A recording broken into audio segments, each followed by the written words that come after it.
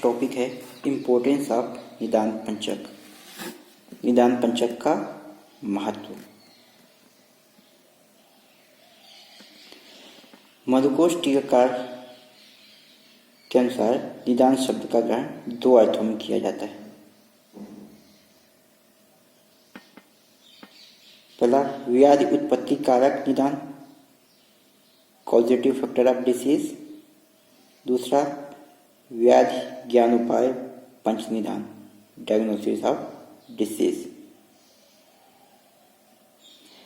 आचार्य चक्रपाणि ने भी बताया है कि तत्र निदानम कारणम इह उच्यते, तच्चा इह व्याधिजनकम व्याधिबोधकम च। तत्र व्याधिजनकम निदानम हेतु व्याधिबोधकम पंचकम। इस प्रकार व्याधिजनक जो हैं उसे निदान का है और जो व्याधिबोधक हैं उसे निदान पंचक का है।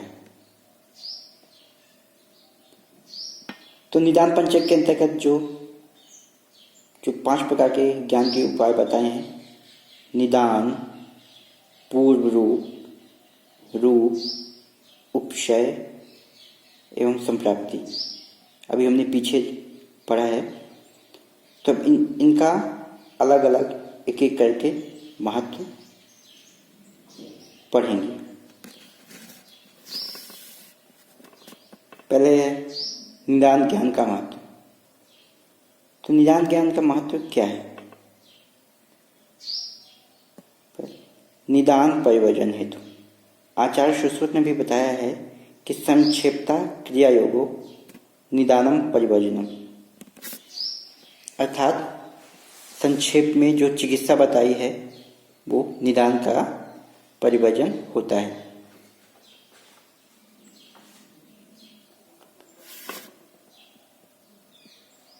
कैसे?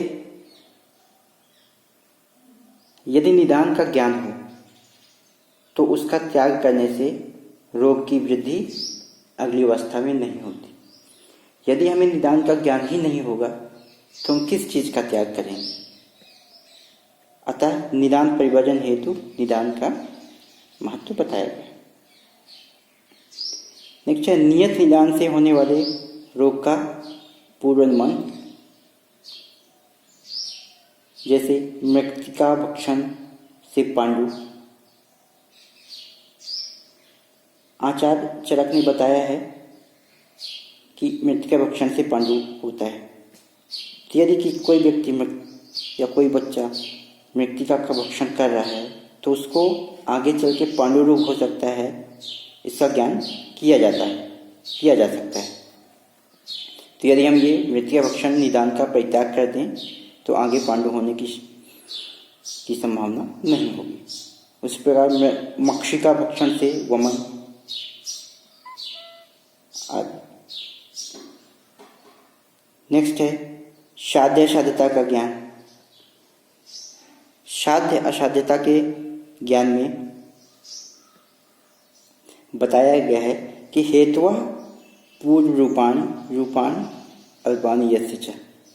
यदि ये लक्षण होते हैं, मीन्स हेतु पूर्व रूप आदि अल्प होते हैं तो रोग सुख साध्य होता है। निमित्त पूर्व रूपाणाम मध्यमे बले, यदि इनका बल मध्यम हो तो कृक्ष साध्य होता है। वैसे ही लब्ध अल्प सुखम अल्पेन हेतुना आशु प्रवर्तकम, मीन्स यदि पथ्य आहार विहार का सेवन करता रहे रोगी तो उसको अल्प रूप से सुख की प्राप्ति होती है। यदि अल्प हेतु का भी सेवन कर ले तो रोग अत्यंत शीघ्रता से प्रकोपित हो जाता है। तो ये याप के लक्षणों में इनका वर्णन किया गया। तो इस प्रकार निदान का ज्ञान का अपना एक महत्व है। नेक्स्ट है पूर्व रूप ज्ञान का महत्व। पूर्व रूप ज्ञान का क्या महत्व है? तो चिकित्सा भेदनार्थ, चिकित्सा कार्य में पूर्व रूप का ज्ञान सहायक होता है। जैसे आचार्य चरक ने बताया है कि ज्वरस्य से पूर्व रूपे लघुवचनम अपतर्पणम हुआ। मीन्स ज्वर के पूर्व रूप में लघु आहार का सेवन तथा अपतर्पण का विधान बताया है। उसी प्रकार सुश्रुत ने भी बताया है कि वातिक ज्वर पूर्व रूपे घृतपानम। मीन्स वातिक ज्वर के पूर्व रूप में घृतपान का विधान करने से ज्वर की शांति होती है। तो चिकित्सा वेदनाथ पूर्व बुक का महत्व। निश्चय साध्य साध्यता का ज्ञान। अभी हमने पीछे देखा कि हेतुआ पूर्व रूपाणी अल्पानी यस्य मीन्स हेतु पूर्व रूप इत्यादि अल्प होने से रोग सुख साध्य होता है। तो रोगों की साध्य साध्यता में भी पूर्व रूप का अपना महत्व है। सापेक्ष निदानार्थ मीन्स दो रोगों का सापेक्ष निदान करने हेतु भी पूर्व रूप का महत्व है। जैसे यदि प्रमेह का पूर्व रूप उपस्थित है और साथ ही रोगी हाइड्रोवन का मूत्र त्याग करता है, तो हम ये कह सकते हैं कि वो निश्चित रूप से ही प्रमेह का रोगी है। पर यदि प्रमेह का पूर्व उपस्थित नहीं है और रोगी हरिद्रवर्ण का मूत्र त्याग करता है, तो हम ये कह सकते हैं कि वो रक्तपित्त का रोगी है। नेक्स्ट, समान हेतुओं के सेवन से उत्पन्न अलग अलग रोगों का ज्ञान भी पूर्व रूप के आधार पर किया जाता है।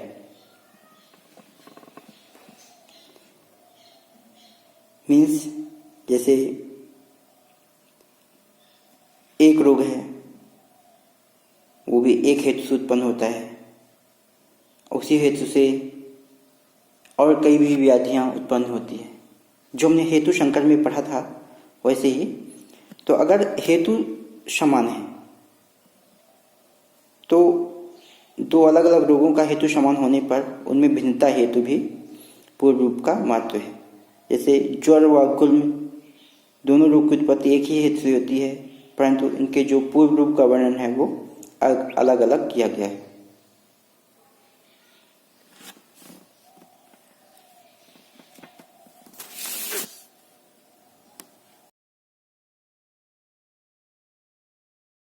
अब हमारा थर्ड पॉइंट है जो कि है रूप ज्ञान का महत्व। तो मधुकोश टीका में इसके लिए जो श्लोक दिया गया वो है उत्पन्न व्याधि बोधकम एवं लिंग रूपम इति लक्षणम। अर्थात केवल उत्पन्न व्याधि का ज्ञान कराने वाला लिंग ही रूप कहा जाता है। ठीक है, जबकि जो निदान, संप्राप्ति और उपसय में उत्पन्न और अनुत्पन्न दोनों व्याधियों का ज्ञान होता है। ठीक, अतः उत्पन्न व्याधि के स्वरूप का ज्ञान केवल और केवल रूप के द्वारा किया जा सकता है। ठीक है, इसके लिए एक छोटी सी टीका दी गई, वो है स्वावीयम रूपम स्वरूपम। इसका मतलब है व्याधि का अपना रूप या स्वभाव ही रूप है। ठीक, जिसके अनुसार ही उसकी मतलब व्याधि की या कोई पार्टिकुलर डिजीज़ की चिकित्सा की जाती है।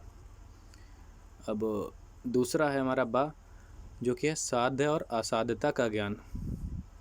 ठीक, तो सर्व संपूर्ण लक्षणा सन्निपात ज्वरो असाध्या।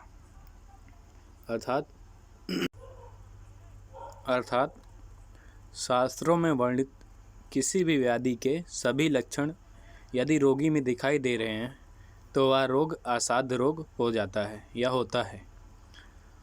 ठीक, जैसे फॉर एग्जांपल सन्निपातिक ज्वर में छड़े दाह छड़े शीतम, इसके लिए जो कोटेशन दिया गया है वो है छड़े दाह छड़े शीतम। मतलब एक टाइम में बहुत ज़्यादा हाई टेम्परेचर हो जाना बॉडी में और एक टाइम में एकदम लो टेम्परेचर, मतलब एक बार ठंडी लगना एक बार गर्मी लगना, ऐसा जो ज्वर होता है या फीवर होता है, ठीक है, वो सन्निपातिक ज्वर कहलाता है। तो इसमें सन्निपातिक ज्वर में संपूर्ण लक्षण उपस्थित होने पर सन्निपातिक ज्वर असाध्य हो जाता है। इसमें संपूर्ण लक्षण मतलब पूरा लक्षण उपस्थित होने पर ये असाध्य रोग हो जाता है।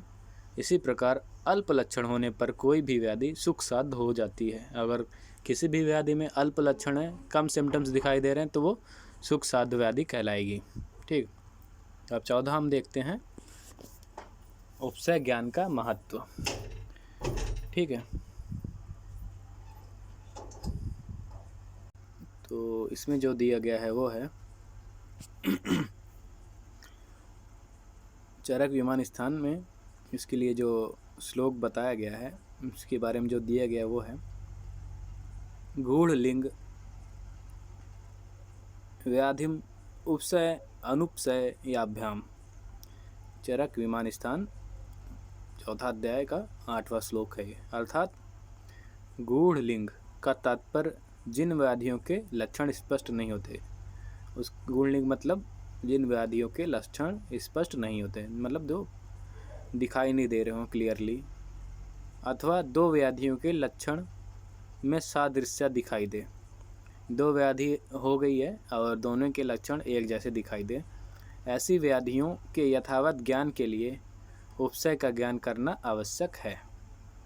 फॉर एग्जाम्पल वात व्याधि तथा उरु स्तंभ, ठीक, वात व्याधि और उरु स्तंभ दोनों ही वात दोष के कारण होते हैं का संदेह होने पर तैल अभ्यंग से उरु स्तंभ व्याधि के लक्षणों में वृद्धि होती है, जबकि वात व्याधि होने पर रोगी को तैल अभ्यंग से लाभ होता है। यहाँ पे दोनों ही वात व्याधि वात दोष से हो रहे हैं, बट उरु स्तंभ में अगर हमको किसी पेशेंट पे ऐसा लग रहा है कि उसको उरु स्तंभ हुआ है, तो अगर उसको हम उसका तैल अभ्यंग करेंगे या तैल को लगाने को बोलेंगे तो वो जो उरु स्तंभ व्याधि होगी उसके लक्षणों में वृद्धि हो जाएगी। ठीक, यही है गूढ़ लिंग। उपसय चिकित्सा नहीं है वरन रोग ज्ञान का एक साधन है। जो उपसय है वो एक चिकित्सा नहीं है, बल्कि ये एक रोग ज्ञान का साधन है। रोग जान लेने के पश्चात ही चिकित्सा का निर्धारण किया जाता है। ठीक है, रोग जानने के बाद चिकित्सा की जाती है, ऐसा हम जानते ही हैं। अब 5वां है हमारा संप्राप्ति। अब दूसरा पॉइंट जो दिया गया वो है अम्ल पित्त एवं अजीर्ण में, ठीक है, कोष्ण जल से शुंठी का सेवन करना है। अम्ल पित्त में लक्षणों में वृद्धि तथा अजीर्ण में लाभ होता है। अगर अम्ल पित्त और अजीर्ण हुआ है किसी पर्टिकुलर पर्सन को, तो हमको उसमें कोष्ण जल के साथ, कोष्ण जल में गरम किया हुआ पानी या उबाल के पानी, उसको ठंडा किया हुआ पानी को कोष्ण जल बोलते हैं, उसमें शुंठी मिला के या शुंठी का उसके साथ शुंठी का सेवन करने से अगर अम्ल पित्त के लक्षणों में वृद्धि हो रही है और अजीर्ण में लाभ होगा। ठीक, तो ये उपसय ज्ञान का वो है कि ऐसे हमें पता करना है कि कौन सी व्याधि हुई है या किस व्याधि के लक्षण हमको स्पष्ट कराना है, तो हम ऐसे पर्टिकुलर ड्रग्स यूज़ कर सकते हैं कि उस व्याधि का हमको पता चल जाए। अगर हमको दो व्याधियों दो डिजीज़ में कन्फ्यूजन हो रहा है कि ये व्याधि है, वात व्याधि है या उरु स्तंभ है या अम्ल पित्त है या अजीर्ण है, तो हम ऐसी व्याधि देंगे कि वो एक व्याधि को बढ़ा दे और दूसरी व्याधि में को कम कर दे या लाभ करा दे। यही है उपसय ज्ञान का महत्व। और तीसरा पॉइंट जो दिया गया वो है आम वात एवं संधिवात में स्नेहन से। आम वात में लक्षणों में वृद्धि जबकि संधिवात में लाभ होगा। आम वात और संधिवात में दोनों ही वात के कारण हो रहे हैं। स्नेहन करने से जो आम वात के लक्षण हैं उसमें वृद्धि हो जाएगी और जबकि संधिवात में लाभ हो जाएगा। अब चौथा जो है हमारा वो है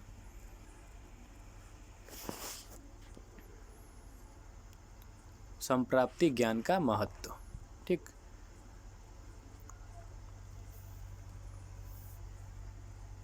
तो पहला इसमें दिया गया है चिकित्सा विशेष हेतु निदान आदि। तो निदान आदि का ज्ञान कर लेने के पश्चात भी चिकित्सा व्यवस्था के लिए संप्राप्ति घटकों का ज्ञान परम आवश्यक है। ठीक है, तो श्लोक इसके लिए जो दिया गया वो है असत्याम च संप्राप्तौ पूर्व रूप आदि प्रतीतस् आपि व्याधिश्चिकित्सौ उपयोगिनो अंशांश विकल्प अनाबल कालो कालादेर प्रतीते चिकित्सा विशेषे नास्यात्। ये है माधव निदान मधुकोश की टीका जो कि माधव निदान में दी गई है पंच निदान के अंदर। तो इसका जो अर्थ दिया गया वो है कि दोषों की अंशांश कल्पना, मतलब दोषों का प्रकोपक अंशों का निर्धारण। बल में क्या हो जाएगा, व्याधि की तीव्रता देखेंगे, मृदुता अर्थात हेतु, पूर्व रूप आदि की बलवत्ता एवं अल्पता की व्याधि कितनी तेज फैल रही है या व्याधि में कितना बल है या कितना बल कम है। ठीक है। बल से और ऋतु से एवं अहोरात्र दिन और रात संबंधित काल आदि का ज्ञान सम्यक रूप से करने के पश्चात ही चिकित्सा कर्म करना चाहिए। और दूसरा जो दिया गया वो है निदान पूर्व रूप आदि से रोगों का सामान्य ज्ञान होता है। जो निदान है, पूर्व रूप है, रूप है, इन सबों से जो व्याधि का सामान्य ज्ञान होता है, मतलब कॉमन टर्म्स पता चलते हैं कि कैसे क्या है। जबकि रोग का सम्यक ज्ञान संप्राप्ति ज्ञान के बिना संभव नहीं होता। और हमको पूरा डीपली जानना है कि कौन सा रोग है, किस प्रकार हुआ है, हमको कैसे ठीक करना है, तो वो संप्राप्ति के ज्ञान के बिना नहीं होगा। क्योंकि दोष स्रोतस आदि की विकृत स्थिति को मात्र संप्राप्ति द्वारा ही जाना जा सकता है। ठीक है। तो और तीसरा पॉइंट जो दिया गया वो है, चौथा पॉइंट है वो है निदान सेवन से लेकर रोग उत्पत्ति तक का व्यापार संप्राप्ति से ही जाना जाता है। पांचवा जो टर्म दिया गया वो है कि चिकित्सार्थ मतलब संप्राप्ति हेतु संप्राप्ति की आवश्यकता, चिकित्सार्थ संप्राप्ति की आवश्यकता पे संप्राप्ति का ज्ञान का महत्व दिया गया। तो यहाँ पे हमारा कंप्लीट हो गया निदान पंचंग का महत्व। अब मिलते हैं नेक्स्ट वीडियो में इसका अगला पार्ट लेके। तब तक बने रहिए हमारे चैनल के साथ।